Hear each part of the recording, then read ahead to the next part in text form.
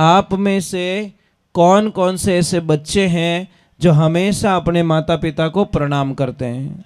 अब जो नहीं जानते, अभी से मेरा चैनल है उसके ऊपर ओके करो, सब्सक्राइब करो और मेरे से जुड़े रहो। बहुत सारी बातें ऐसी बताई है मैंने जो आप कल्पना नहीं कर सकते हो। हजारों बातें अंदर डाली मैंने वीडियो के माध्यम से, ताकि आप तक पहुँचे, आप उसका आनंद लो। कोई माइनस पॉइंट है तो उसको पढ़ाई के लिए, धंधे के लिए, घर की परेशानियों के लिए, मतलब बहुत सारी, जिसकी सगाई नहीं हो रहे, संबंध नहीं हो रहे, क्या कारण है क्या नहीं है, हाइट नहीं बढ़ रही उसके लिए मैंने बताया, पढ़ाई नहीं आ रही उसके लिए बताया, जॉब नहीं लग रहा है उसके लिए मैंने बताया, बहुत सारी चीज़ें बताई है। तो चैनल से जुड़े रहिए। कि आप में से कौन कौन से ऐसे बच्चे हैं जो हमेशा अपने माता पिता को प्रणाम करते हैं? तलेम करो, पक्की बात कि होली दिवाली रहा नहीं, होली दिवाली तो बेटा पया सीजे ज्यों तो भी बढ़िया बात है। कितने हाथ ऊपर हुए? कितने हाथ ऊपर हुए? ज्यादा से ज्यादा 10-15 हाथ। तो माँ बाप में तो जो ऊंचो हाथ नहीं करियो मैं ओंटा काटता रही के, तो बहुत अच्छी बात है बेटा। इस दुनिया में सबसे बड़े जो भगवान होते हैं ना, वो हमारे माता पिता हैं। माता पिता को हमेशा प्रणाम करो, आपके जीवन में बहुत खुशी आएगी, पर उनको प्रणाम करना पड़ेगा। भले श्री भगवान की, माता पिता गुरुदेव की, अनंत कोटि संत महात्माओं की। हे ओ हे राम।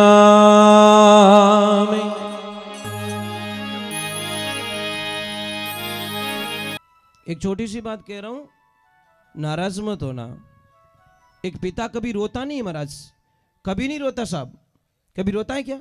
नहीं रोता, पर एक दिन रोता है। कब रोता है? जिस दिन उसकी बेटी ससुराल जाती है, उन दिन कोई दुनिया रो ऐसा पिता नहीं है वो रोता नहीं है। पर पिता की एक ही कमी होती है देवियों बेटियों, ध्यान रखना, पिता एक बिना आवाज का रोने वाला इंसान और बिना आंसुओं का रोने वाला इंसान सिर्फ एक पिता होता है। न तो उसके आंसू दिखाई देते हैं और न उसकी आवाज निकलती है, क्योंकि पिता सब सहन कर सकता है। अपनी लाडली की आंखों में आंसू नहीं देख सकता, वो एक पिता ही हो सकता है, दूसरा कोई नहीं हो सकता। पर कौन समझे उस पिता की परिभाषा को? कौन समझे महाराज? जब आप समझ लोगे नहीं, पापा के दिल की बात समझ लोगे, उस दिन निहाल हो जाओगे। ध्यान रखना, आनंद लीजिए, पिता को मत सताइए महाराज। एक बेटी ससुराल जाती 6 महीना नहीं हुए, पाछी आने के please mom I don't like, I not accept, my husband is black. धोड़ो कटू करूं, फेयर एंड लवली लगूं, कहीं करूं भी नहीं, क्या मारे तो जची को नहीं। पापा के हाल तो लाइट वाला रुपया देना, टेंट वाला रुपया देना, लोई वाला रुपया देना, होनार रुपया देना, सब रुपया देना, थार जची को नहीं। ये बेटी 20 साल री कमाई थारा ब्याह में खर्च कर दी मैं। कितनी? 20 साल रुपयो जोड़ तारा ब्याह में भेड़ा करिया और 20 साल रो पूरो चौपट कर दियो, तू के जची को नहीं। अबे मैं केड़ो जचू? वो पिता ना तो मर सकता ना जी सकता।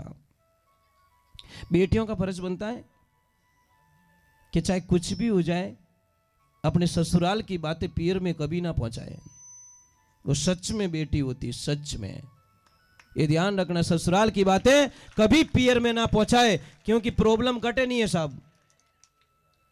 यहां से कन्याकुमारी तक जाओगे, कहीं कहीं रोड टूटा हुआ मिलेगा, आप यात्रा थोड़ी कैंसिल कर दोगे, गाड़ी थोड़ी स्लो चलाओगे, आराम से चला के निकाल दोगे। गड्ढा आ गया तो भी निकाल दोगे। ये हमारी जीवन रूपी यात्रा, हम कैसे ससुराल से मतलब छोटी सी बात को पीर पहुंचा दे?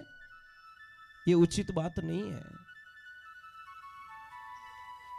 बोला आज शपथ लो, कौन कौन ऐसी बेटी है जो कभी भी अपनी माँ बाप तक वो बात नहीं पहुंचाएगी? कोई तो प्रॉब्लम खुद सॉल्व कर, ऊपर हाथ करके बता दो, विश्वास आ जाए मुझे। बहुत बढ़िया। ए ऊंचो हाथ नहीं करियो, एक घोटालो करी। हाँ ये तो पक्की बात है।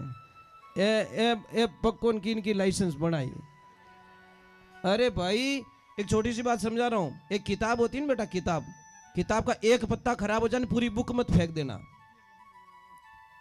एक गलती के लिए रिश्ता मत तोड़ देना, मैं तो यही कहूंगा। एक पत्तो खराब रह जा बासा तो उन पत्ता ने फोल्ड कर दो या निकाल दो, पर पूरी बुक थोड़ी फेंक देंगे। तो रिश्ता जोड़ो मजबूती। आज रिश्ता कमजोर हो गया, ध्यान रखना। और जो बाप बेटी के पैसे लेता ना वो बाप होता ही नहीं। पहले बात तो वो तो दुनिया का सबसे बड़ा राक्षस होता महाराज। उससे बड़ा राक्षस धरती पे कोई हो नहीं सकता। जो बेटी ने बेच ले उन्हें बाद में की नहीं बच्ची उनकने। पता नहीं कैसे लोग बेटी के पैसे ले लेते महाराज।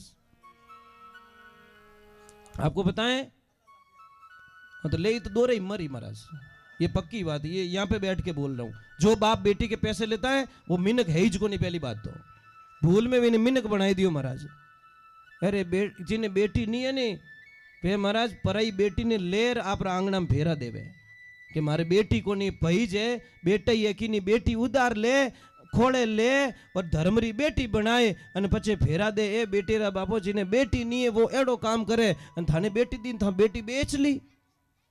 ऐसा काम मत करो। कौन कोई बेटी बेचने वालों सुखी नहीं रही आज दिन तक धरती माते, क्योंकि भगवान सब सहन कर सकते हैं। जो बेटी रो नहीं होगो हो सके वो दूजो किनो हगो बनी किनो भलो कर सके के किने बेटी नहीं हो तुलसी पढ़ावे कि नहीं पढ़ावे। तुलसी विवाह कराते हैं लोग कि भाई मारे बेटी नहीं है मारी मजबूरी है तो मैं तुलसी विवाह करता हूं, पर दान कन्या दान जरूर करूंगा। तो आपको मिली एक कन्या मिली ना, बड़े भाग से मिलती है। तपस्या करते हैं तब कन्याओं का जन्म होता है घर में।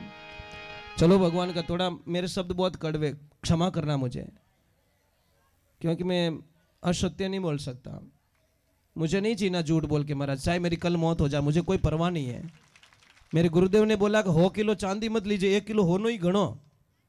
मैंने बोला 99 किलो रो घाटो क्यों कराओ गुरुदेव? कि बेटा 100 किला चांदी रही 60 लाख बने और 1 किला होना रही 60 लाख बने और 99 किलो बोझ कम कर दे।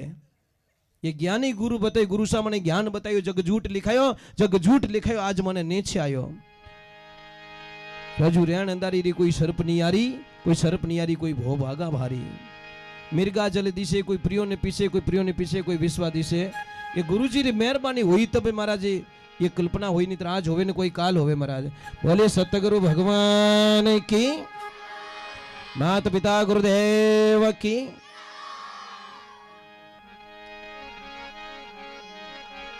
चलो एक बार जय जोर बोलो, बोलिए महादेव की। भाई एक बात बताऊं आपको, आप लोग बहुत अच्छे हो। कारण क्या बताएं, हम थोड़ा आए तो थक गए थे, पर आप लोगों ने इतनी एनर्जी दे दी हम लोगों को। आई एम ओके यार। I am really very happy. Thanks. बहुत अच्छे लोग आप, एक्टिव लोग। देखो मुझे देखो ना तो बुजुर्ग लोगों ने परेशान किया ना बच्चों ने परेशान किया। यही आपके गांव की महानता। और आपके गांव से एक और बात सीख के जा रहा हूं आज मैं। जहां पे जिन महापुरुषों के घर पे मैंने भोजन प्रसाद ग्रहण किया था, मैं एक बात वहां से नोट करके निकला। मैं हर चीज को नोट कर देता हूं। सेठ जी एक बात बहुत अच्छी लगी आपके घर की।